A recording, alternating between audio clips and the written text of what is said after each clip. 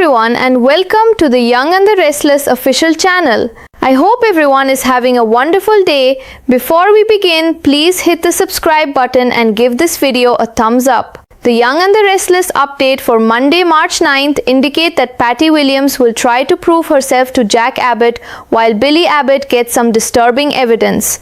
Phyllis Summers will also deliver a proposal, so some surprising news is ahead on Y&R. At the Athletic Club, Adam Newman and Chelsea Lawson won't have much of an appetite due to their frustration over losing Newman media. However, Chelsea and Adam will eventually lighten the mood by joking about other career options. Adam will suggest he could be a card shark and revisit his past as Spider in Las Vegas. Chelsea will kid around about running cons with Adam in Monte Carlo, but she'll ultimately be glad their shady histories are behind them. That said, Chelsea will be committed to doing whatever it takes to give Connor Newman the life he deserves. On the yacht, Patty will talk about all the work she did on herself and try to convince Jack of her rehabilitation. After Patty suggests she wants to heal Jack and make up for her past actions, he'll have his doubts about that. Even so, Patty will play up how much she wants forgiveness and will eventually offer Jack a meal. Jack won't know if he should eat or drink anything Patty serves him, but she'll test the food and booze to show Jack she's not trying to poison him. Jack will finally soften a bit and act like Patty's made a compelling case for redemption. That said, Jack will contend that Patty needs to do more to prove herself, so he'll think they should go to shore together. From there, Jack will suggest Patty can keep being this new person she's so proud of being, and he can go back to his wife and family. Patty will acknowledge that Jack is as charming as ever, but she'll admit that's not possible since she's not the person in control of this whole situation. At Society, Diane Jenkins Abbott and Kyle Abbott will lash out when Billy tries to make everything about him and how he could lose Chancellor again. Billy won't want to give Chancellor up if they don't even have evidence that Victor Newman has Jack in his possession. Over text, Billy will push Victor to send proof and promise that he'll find a way to get Chancellor to him if he does. A disturbing photo will come in from a burner phone that shows Jack unconscious in the shirt he wore yesterday. There'll also be a message urging the Abbotts to make a move in response. So Billy, Kyle and Diane will feel confident Victor's telling the truth. At the Newman Ranch, Phyllis will tell Victor she's still in charge of Chancellor and that she wants to strike a deal for it. Although Phyllis won't really buy that Jack's in danger, she won't want to be at fault if something does happen to him. Phyllis will insist that if Jack, Lily Winters, Matty Ashby and Charlie Ashby walk free, she'll sign Chancellor back over to Victor. Victor will be suspicious of Phyllis's motives, but she'll mostly suggest she wants to get Daniel Romalotti Jr. and Summer Newman back on her side. Victor won't lock in the deal yet, but he'll tell Phyllis to give him an hour and get the papers ready. Phyllis will also get a warning not to try any other negotiations or else there'll be no agreement. The Young and the Restless spoilers say some corporate curveballs are still to come in GC, so stay tuned. The tension hanging over Genoa City seemed heavier than usual as a new day began, bringing with it secrets, uneasy alliances, and choices that could change lives forever. Inside the quiet elegance of the Athletic Club, Adam Newman and Chelsea Lawson sat across from one another, barely touching the meals placed in front of them. Their appetite had vanished under the weight of frustration after losing Newman media, a defeat that still stung deeply. The room around them buzzed with quiet conversations and clinking glasses, but the pair seemed wrapped in their own private storm of disappointment. For Adam, the loss felt personal, another reminder of how quickly power could slip through his fingers in the ruthless world he had grown up in. Chelsea felt it too, the familiar sting of watching plans crumble despite all their effort. Yet slowly, almost unexpectedly, the mood between them began to shift as humor slipped into the conversation like a lifeline. Adam leaned back with a mischievous spark in his eyes and joked that perhaps it was time to return to a more unconventional career path. With a smirk, he reminded Chelsea of his old days in Las Vegas when he operated under the name Spider, hustling cards and living life on the razor's edge. The image alone was enough to draw a reluctant smile from Chelsea, who played along with the fantasy.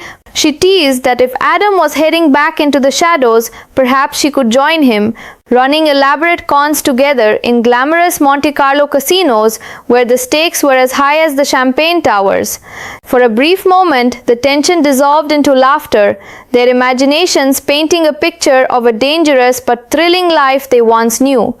But just as quickly as the playful fantasy appeared, Chelsea grounded herself in reality, acknowledging that those darker chapters of their lives were firmly behind them. More than anything now, she was determined to build something honest and stable. Every decision she made, every risk she took was for one reason alone: giving their son Connor Newman the future he deserved. Far away from the warm lights of the club, a far more unsettling scene was unfolding aboard a quiet yacht, rocking gently against dark waters. There, Patty Williams stood before Jack Abbott with an intensity that made the air between them feel heavy.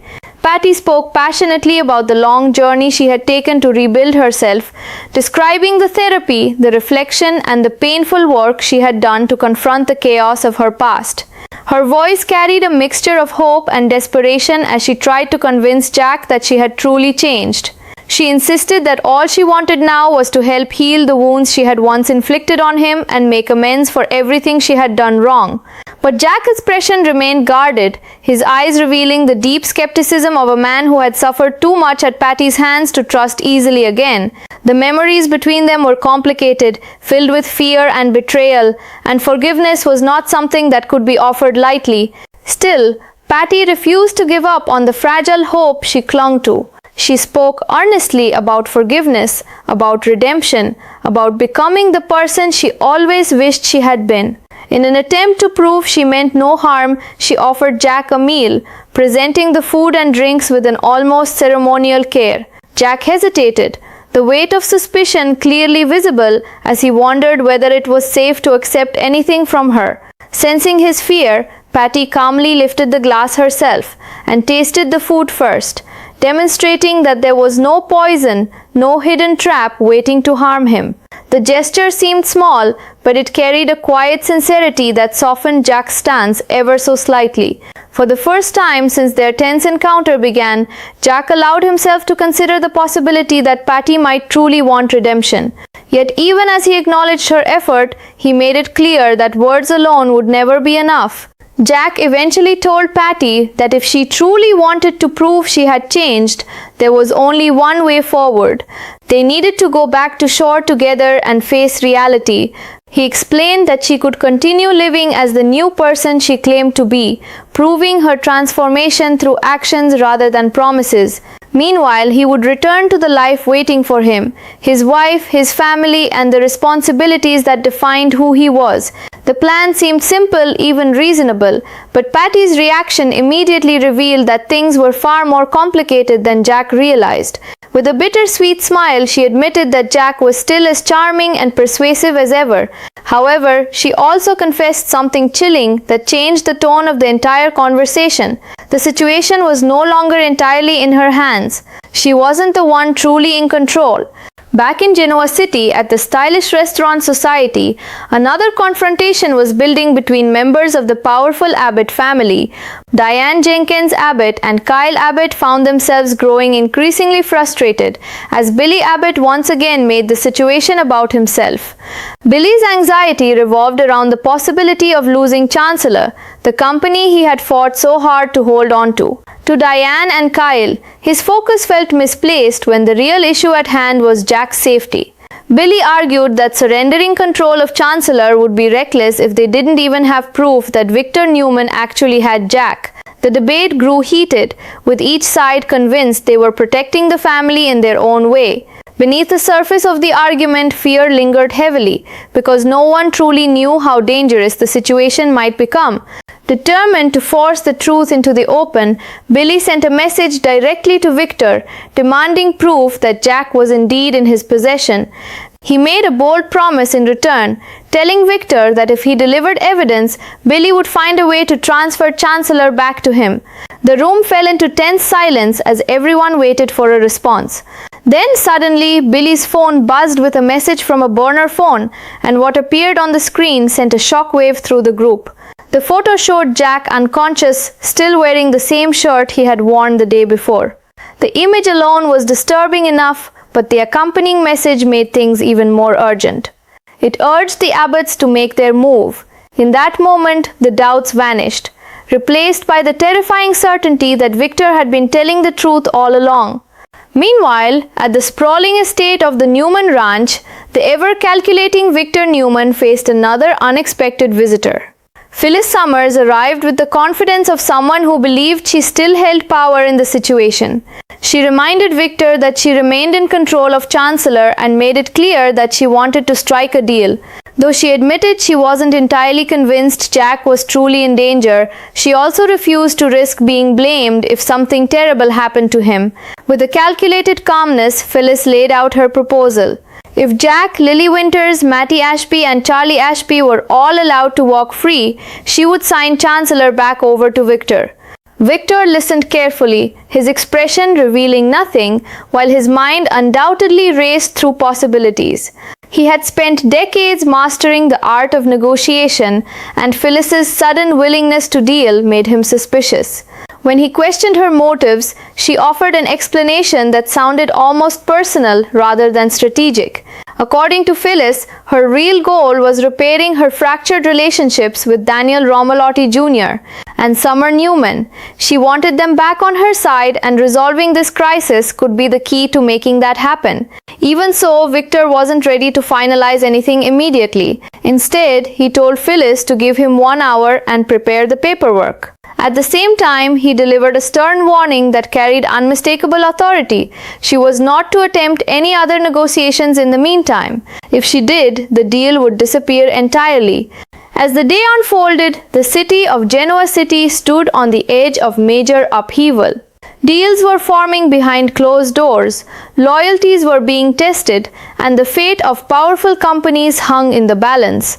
Every character involved was making moves they believed were necessary, but the ripple effects of those choices were only just beginning to unfold. And with so many secrets still hidden beneath the surface, one thing was becoming painfully clear. More shocking twists and corporate curveballs were still waiting around the corner. In a world where power and family were constantly at odds, no victory ever came without a price. As the quiet storm of negotiations continued to ripple through Genoa City, the pressure weighing on every player in this unfolding drama only grew heavier. Inside society, the unsettling image on Billy's phone still hung in the air like a dark cloud that refused to move. Billy Abbott stared at the disturbing photo again, his jaw tightening as the reality of the situation settled deep in his chest. Seeing Jack Abbott unconscious, helpless, and clearly vulnerable was something Billy hadn't prepared himself for. The shirt Jack wore in the photo matched exactly what he had been wearing the day before, leaving little room for doubt that the image was real. Beside him, Kyle Abbott and Diane Jenkins Abbott leaned closer, their expressions shifting from disbelief to growing alarm as they processed what the photo meant. The message attached to the image echoed ominously in their minds, urging the Abbotts to make a move, and suddenly the stakes of their decisions felt far more dangerous than anyone had anticipated. Kyle's protective instincts surged immediately. The thought of his father lying unconscious somewhere sending waves of anger through him. He demanded to know how long Victor had known about Jack's situation and whether the entire ordeal had been part of a carefully crafted power play. Diane, meanwhile, struggled to hide the fear creeping into her voice as she urged everyone to stay focused on what mattered most, bringing Jack home safely. Yet Billy remained caught in a brutal mental tug-of-war, knowing that handing over Chancellor could mean surrendering everything he had fought to protect. The company represented more than just business. It symbolized the fragile stability Billy had been trying to build in his life. But now that stability was colliding with the terrifying possibility that Jack's life might truly be in danger. The weight of that decision pressed down on Billy's shoulders as the family realized they were running out of time. Across town, the atmosphere inside the Newman ranch carried its own quiet intensity as Victor Newman considered the bold proposal placed before him. Phyllis Summers stood firm, refusing to show any sign of hesitation as she waited for Victor's response. Though she had admitted she wasn't fully convinced Jack was truly in danger, the risk of being blamed for tragedy clearly lingered in the back of her mind. Phyllis was a master of calculated risk, but even she understood that certain consequences could never be undone. Her offer was simple on the surface. Jack, Lily Winters, Mattie Ashby, and Charlie Ashby would walk free, and in exchange, Chancellor would return to Victor's control. Yet beneath that proposal was a deeper emotional motive she had only partially revealed. Victor studied her carefully, his piercing gaze reflecting decades of experience reading people's intentions. He had seen countless deals proposed across boardroom tables and backroom negotiations, but something about Phyllis's urgency intrigued him. When she explained that she wanted to repair her fractured relationships with Daniel Romalotti Jr. and Summer Newman, Victor listened with a mixture of skepticism and curiosity. In Genoa City, family bonds were powerful motivators, sometimes stronger than money or corporate power. Still, Victor was not a man who rushed into agreements, especially when the stakes were as enormous as control of Chancellor. Instead, he gave Phyllis a single hour to prepare the documents while he considered the situation. His warning, however, was unmistakably firm. If she attempted to negotiate with anyone else in that time, the deal would vanish without a second thought. Meanwhile, far from the corporate maneuvering and heated arguments back in the city, the tension aboard the quiet yacht had begun to shift into something far more unsettling. Patty Williams stood silently for a moment after admitting she wasn't truly in control of the situation. Her confession lingered in the air, causing Jack Abbott to look at her with renewed suspicion. Jack had started to believe, even if only slightly, that Patty's desire for redemption might be genuine. But the realization that another unseen force could be pulling the strings instantly reignited his caution. The soft sway of the yacht beneath their feet suddenly felt more ominous, as if the calm waters around them were hiding something far more dangerous beneath the surface. Jack's instincts told him that this situation had layers he still didn't understand. Patty's expression revealed a complicated mixture of vulnerability and resignation as she tried to explain herself without fully revealing the truth. She repeated that she truly wanted to prove she had changed, that the woman she used to be no longer existed, yet the way she spoke suggested that events had already moved beyond her ability to control them. Jack watched her carefully, trying to separate genuine emotion from manipulation, a skill he had learned after years of navigating betrayal and deception. The quiet clinking of glasses and dishes from the meal Patty had prepared now felt strangely out of place against the rising tension. Jack knew that trusting Patty had never been simple, and this new revelation only made the situation more dangerous. Somewhere beyond the deck of that yacht, forces were at work that could reshape everything. Back at the athletic club, the earlier laughter between Adam Newman and Chelsea Lawson slowly faded as reality crept back into their thoughts. Their playful fantasies about card hustling in Las Vegas or running cons in Monte Carlo had briefly lifted their spirits, but neither of them could ignore the uncertain road ahead. Losing Newman Media had shaken both of them, forcing them to reconsider what their future might look like. Yet, despite the disappointment, there was a quiet strength in the way they faced it together. Chelsea's determination to give Connor Newman the life he deserved became the steady anchor grounding their conversation. Whatever mistakes lay in their past, whatever shadows they had once walked through, they were determined not to let those ghosts define the future they were building for their son. As the sun slowly dipped lower over Genoa City, every corner of the town seemed to pulse with anticipation. Families were being pushed to their limits, alliances were forming under pressure, and powerful empires stood on the edge of dramatic change. Billy and the Abbott family were now faced with an impossible decision that could cost them both their legacy and someone they loved. Phyllis was gambling on a risky deal that might repair her broken family or destroy her credibility forever. And somewhere out on the water, Jack remained trapped in a mystery that was far from over. One thing was becoming increasingly certain. The storm gathering over Genoa City was only just beginning, and the next moves made by these players could reshape the balance of power in ways no one was prepared for.